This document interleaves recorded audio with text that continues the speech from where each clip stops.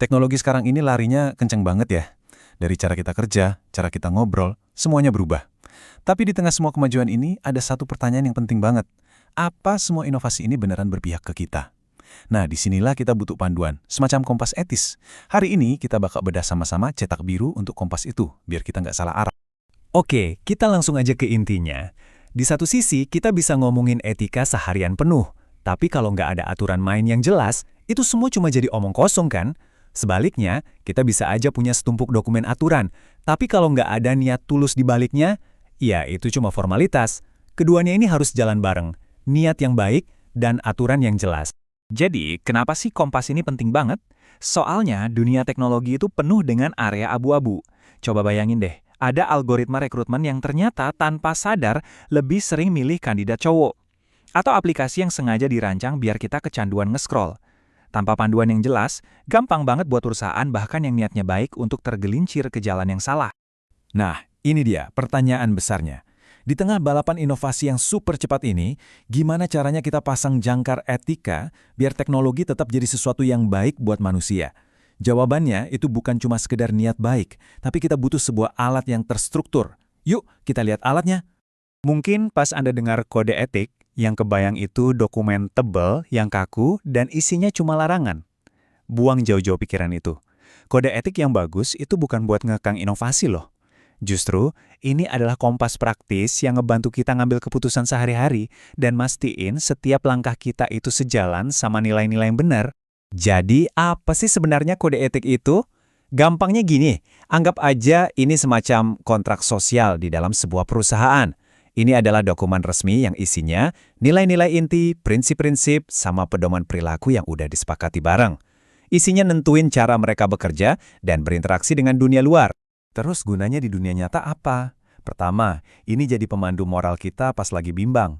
Kedua, ini kayak perisai buat mencegah teknologi disalahgunakan bahkan sebelum itu terjadi. Dan ketiga, ini jadi acuan yang jelas, biar setiap keputusan yang diambil itu adil dan konsisten buat semua orang di organisasi. Oke, sekarang kita bongkar isinya ya. Apa aja sih komponen-komponen utama yang ngebangun sebuah kode etik teknologi yang kuat dan benar-benar kepake? Anggap aja kita lagi ngebangun rumah. Pasti kita mulai dari fondasinya dulu kan? Fondasinya itu adalah nilai-nilai yang nggak bisa ditawar. Ini ibarat DNA-nya perusahaan. Inilah jantung dari kode etik. Hal-hal seperti integritas, kejujuran, tanggung jawab, keadilan, sama transparansi. Tanpa nilai-nilai ini, aturan secanggih apapun nggak bakal ada artinya. Apalagi pas kita berurusan sama data pengguna atau keputusan yang dibuat oleh AI. Selanjutnya, nilai-nilai tadi kita turunin jadi aturan main yang praktis buat teknologinya. Disinilah kita nentuin batasan yang jelas. Pertama, gimana cara kita ngelola data pengguna dengan penuh tanggung jawab.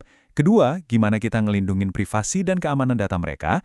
Dan yang nggak kalah penting, gimana kita mastiin AI dan algoritma yang kita buat itu adil dan bisa dipertanggungjawabkan. Kode etik yang bagus itu nggak cuma ngeliat ke dalam perusahaan aja, tapi juga keluar. Ini tentang komitmen kita ke manusia dan juga planet ini. Artinya, kita harus berlaku adil ke pengguna dan mitra, punya tanggung jawab sosial dan lingkungan, patuh sama hukum, dan ini krusial, kita harus nyediain jalur yang aman buat siapa aja buat ngelapor kalau ada sesuatu yang nggak beres. Oke, semua bahan-bahannya udah ada. Sekarang, gimana cara ngerakitnya jadi sebuah cetak biru yang praktis dan benar-benar bisa dijalankan? Nah, ini bagian gimana caranya. Sebelum kita mulai nyusun, ada 4 prinsip kunci yang harus dipegang. Pertama, bahasanya harus jelas dan ringkas, nggak pakai ribet.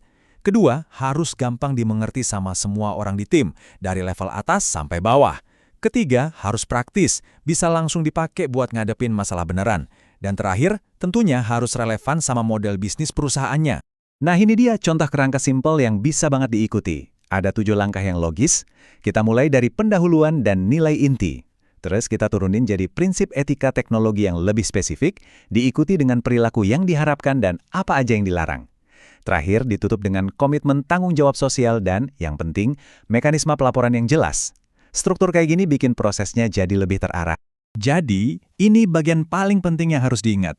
Bikin dokumennya itu baru langkah pertama. Tantangan yang sebenarnya, dan disitulah nilai aslinya, adalah mengubah dokumen ini dari sekedar kertas menjadi sebuah komitmen yang hidup dan bernafas di dalam budaya perusahaan setiap hari. Jadi, ingat ya, kode etik itu bukan pajangan di dinding.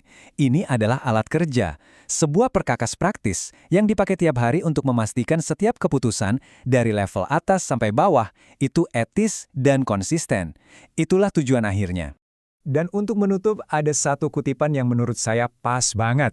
Teknologi boleh berkembang cepat, tapi etika adalah kompas yang menentukan arahnya. Pada akhirnya, inilah yang paling penting. Karena secanggih apapun teknologi yang kita buat, etikalah yang akan memastikan kita semua bergerak menuju masa depan yang lebih baik. Terima kasih sudah menyimak.